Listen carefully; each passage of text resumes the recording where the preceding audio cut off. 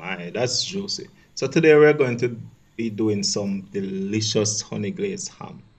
The holidays are done, but we still are going to do this. This was extremely juicy and delicious, and it's fairly simple. As with a good amount of my videos, I stepped away from what's traditional to do something that's just as delicious.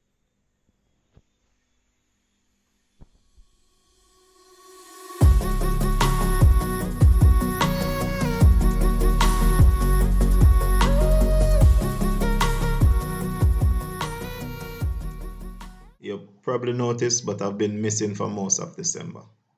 I've been on the road a bit, visiting family, doing a bit of sightseeing and relaxing. The holidays are usually a lot of work for me, but I'm happy I got some time off and I got a bit of rest. I'm looking forward to going on the road more this coming year. It should be really fun. So if you don't want to miss a thing, subscribe and hit that notification bell. And when you're finished with this video, check out some of my other content. Now, let's jump right in. So I have this 9 pound ham from CPJ. It's already smoked and cured, so I can't take credit for any of that. The instructions say 10 to 15 minutes at 325 degrees for each pound, so that's about an hour and a half to 2 hours in the oven. I think I'm going to cook this slower and slower though. 300 degrees for 3 hours should give me a juicier ham that's cooked right through to the bone and still really tender. Before I cook it, I have to remove all of this packaging. This actually smells really good already. Nicely smoked. By the way, this is not a sponsored video. CPJ can change that though. I use a lot of your products, so hit me up.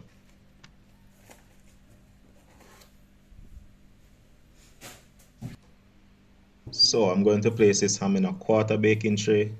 That's a bit taller, 3 inches. This is going to have some juices flowing out, so a taller baking pan makes handling easier, less messy and safer. Getting bun no fun.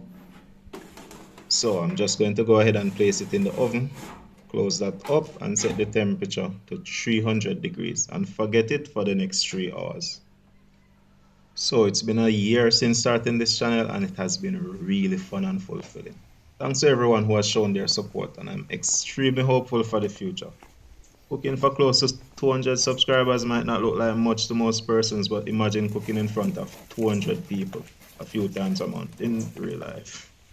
That's huge for me and I'm grateful. I want to get more people involved and build a community around this. I want to get out more, show more of Jamaica and its culture, collaborate, improve the quality of my content, and actually make a positive impact in the community. I have a lot of ideas I want to try out. So, thanks again, everyone. Let's see how far we go for the next year. So it's been 45 minutes in, and it just occurred to me that the outside of the ham might get dry and get rubbery if I'm cooking it that long at 300 degrees, especially the bits not covered by skin. The instruction said to wrap it in foil for the last 30 minutes, but I think I'm going to wrap it now.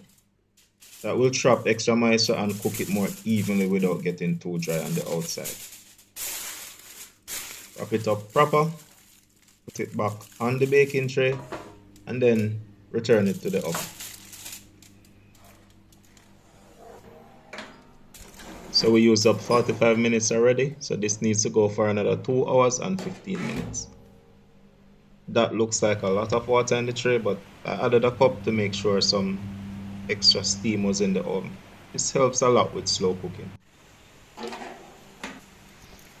It's been 3 hours, so let's remove the ham and see what we are working with.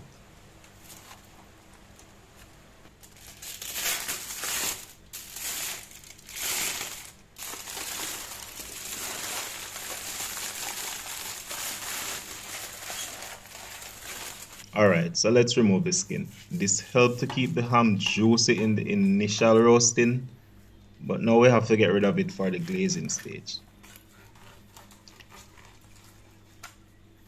Next, we're going to score a diamond pattern on the ham. We need a very sharp knife for this. A serrated knife works well here. First, make cuts about 1/4 inch deep. You could go deeper though. Make them at about an inch apart. Then spin the ham and make similar cuts to achieve a diamond pattern. This increases the surface area and holds onto the glaze and juices and helps keep the ham tender. The extra fat that I left will render into the grooves and add a ton of flavor as well as to help keep the ham juicy and delicious. Speaking of glaze, let's make this simple but delicious glaze. I'm using some plain yellow mustard. Give that a generous squirt. I'm also using Dijon grain mustard. It's more expensive, but it packs a nice, punchy, acidic flavor to balance out the sweetness. A nice tablespoon should do. Add a splash of your favorite brown liquor. I didn't have any, so I just threw in some white rum. And finally, add about a cup of honey. I got this honey locally from a bee farm. It's so much better. Give that a nice mix and introduce everyone to everyone else. And glaze done. Next we glaze the ham. Just brush the glaze on and try to get every inch of the ham. We will do this a few times before we are done. And we place it back in the oven at 350 degrees for about 8 to 10 minutes. In that time, we can work on the garnish.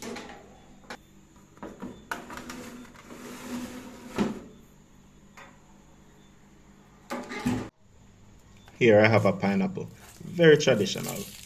The ham is fairly small, so I'm cutting the pineapples in half circles to get more out of the garnish.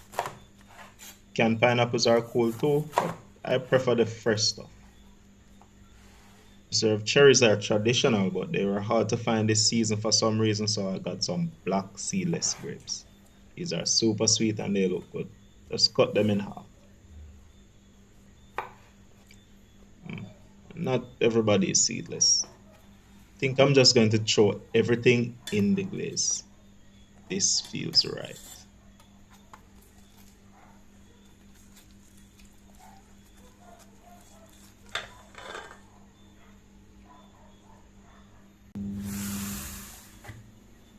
Okay, so the ham is out again.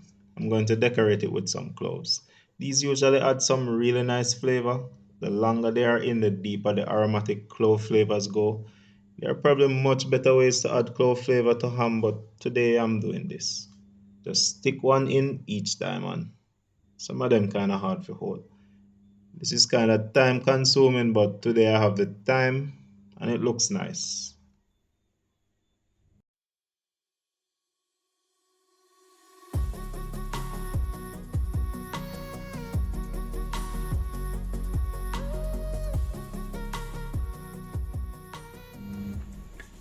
That's all done. So let's give it another glaze and put it right back into the oven.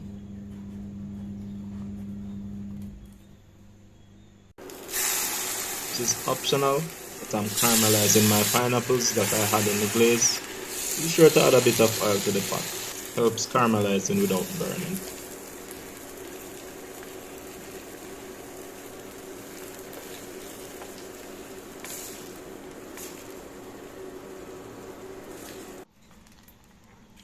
Alright, time for the final assembly. That looks really good and it's still extremely juicy. You can just see the juices flowing through those grooves.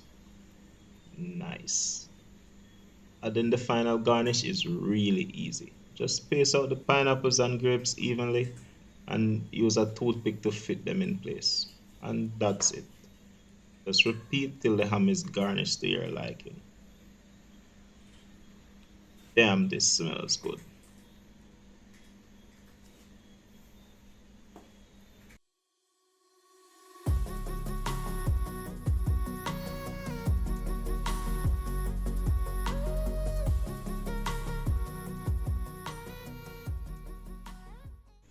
So this is going back in the oven for about another 4 or so minutes to caramelize the glaze a bit more. That's finally done.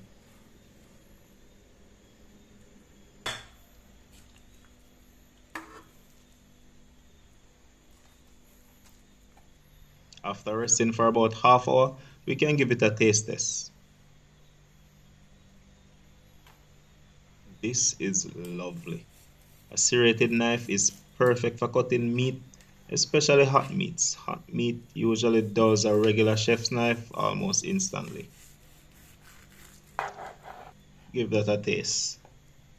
Yikes. Cloves are nice as long as you don't bite into them directly. It tastes extremely delicious though, and it's extremely juicy and evenly cooked. That smoky flavor is great. Again, I can't take the credit for that, but this was bomb. So I'll be having the best ham and cheese sandwich a few times a week for probably the next 2 weeks. Maybe try ham and aki. I hear that's really good.